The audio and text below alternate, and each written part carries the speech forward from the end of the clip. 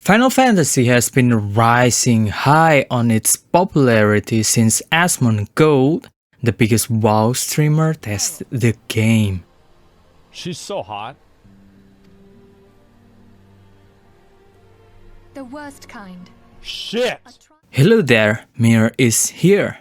The TLDR of this video is just don't buy Final Fantasy XIV until at least you played through the free trial version. Now you can leave and watch another video, or if you fancy some explanation, then feel free to hang around. Final Fantasy has been rising high on its popularity since Asmongold, the biggest WoW streamer, tested the game. She's so hot. The worst kind. Shit!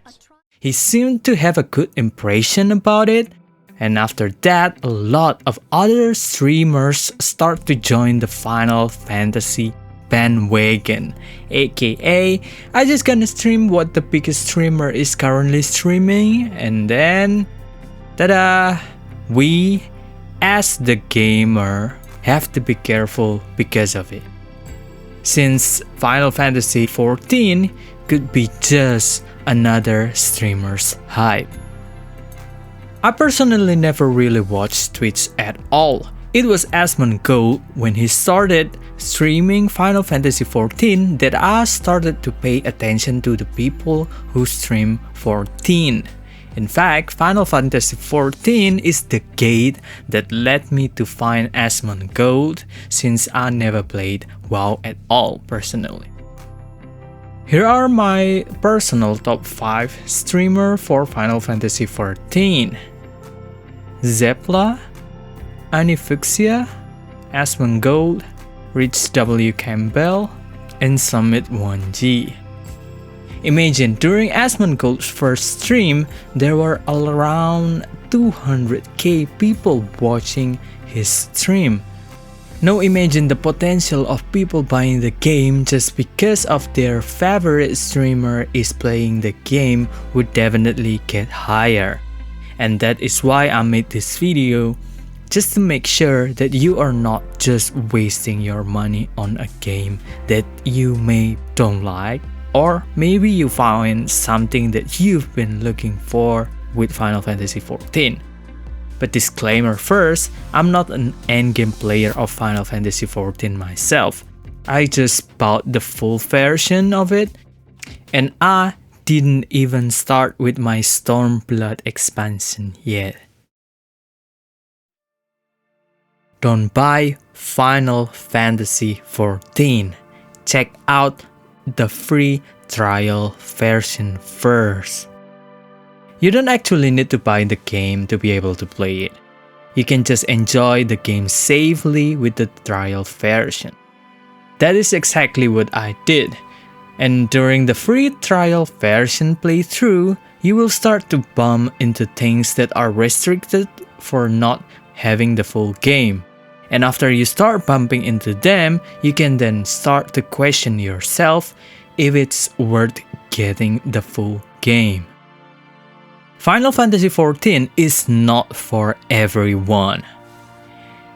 I personally think this is the main reason why people might not like Final Fantasy XIV. Like for example, some people might find the art style of this game too much. Let's make a simple comparison with other games. My personal take is Final Fantasy felt like an anime for me. And that is because if you see the characters on the main scenario questline, you will stumble upon the cute cat girl or the pretty masculine boys compared to the art style of New World or Ashes of Creation, for example. This Japanese art style might not be for everyone. Story-based gameplay. If you see the video from Jesse Cox, he said that Final Fantasy XIV is RPG MMO, meaning that even if the MMO aspect of this game is to be removed, it is still a complete RPG game, and I 100% agree on his take. Final Fantasy XIV is just like another numbered Final Fantasy title, if you ever played one, of course. It is heavily story-driven, with cutscenes, dialogue boxes constructing a wholesome storyline. I think if you like the old Final Fantasy titles, like me, I played Final Fantasy 7, 8, 10, 12, 13, then there are high chance that you will like Final Fantasy 14. Free trial is the tutorial part of the game and still was on tight budget during the development. Basically, what is happening with Final Fantasy XIV is, during the base game, A Realm Reborn 2.0, you get to learn your class, basic mechanics, how the game works in general. Mostly it is like a tutorial part of the game where everything feels so slow because you don't get to do a lot of different skills during the combat, at least before level 50. And there are some part of the story that also kinda cringy, I should say. But I think that mainly happens because this is also part of the game where they start to introduce the world, the characters to the new players, and that is exactly why it felt quite boring, or you just don't feel the emotional connection to the world or the characters shown in the main storyline.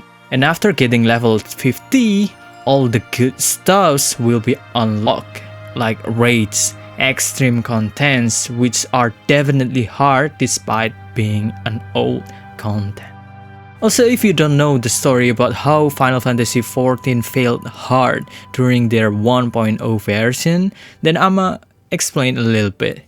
Basically, the current Final Fantasy XIV 2.0 is actually a rebrand version of the failed game of Final Fantasy XIV 1.0. They had to make the 2.0 in a limited time frame and were tight on budget compared to the later expansion parts of the game, and that is exactly why, starting Heavensward, you will start to see the spike, a really good storyline, the number of skills are increasing sharply, harder boss mechanics, etc. For the Final Fantasy fan, you will start to notice, this is Final Fantasy storyline feelings that I used to feel during my childhood. Or for the general MMO players, they will start to feel, no, this raid feels good. Too much contents to do even during the free trial version. You can get up to level 60 with free trial version. And here is a video from Zepla about the Final Fantasy free trial if you are interested. I played through the whole free trial version. After getting my first class bard to level 60, I was leveling Dark Knight to level 60. And now, a Dragoon to level 60. All of those without spending a single cent on the game. Not to say I still have a ton of things to make, especially the relic weapon. Basically the cosmetic weapons just for the sake of how good it looks. It just blew my mind how much things I can do even with the free trial version. The downside though, I couldn't continue with my main storyline because obviously we are restricted to Heavensward. No guild means no social interaction. I'm a loner.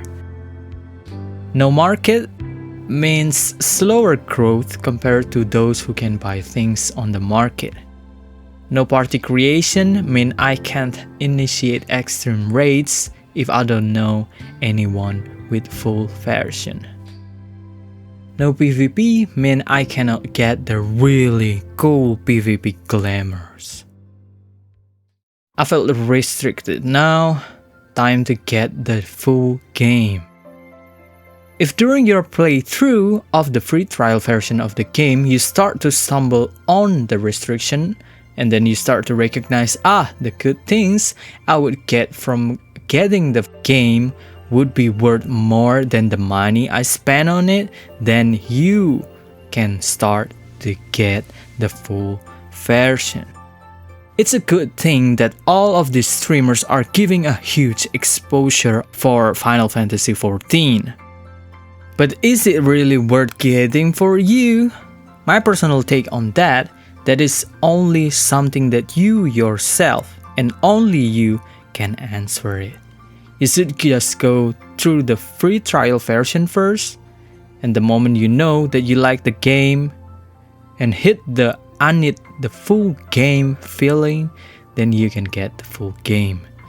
This way, you don't waste your precious time and money on a streamer's hype. That's all I got to say on this video. Thanks for having me and see you again. And don't forget to subscribe and hit the like button and bye. Thanks.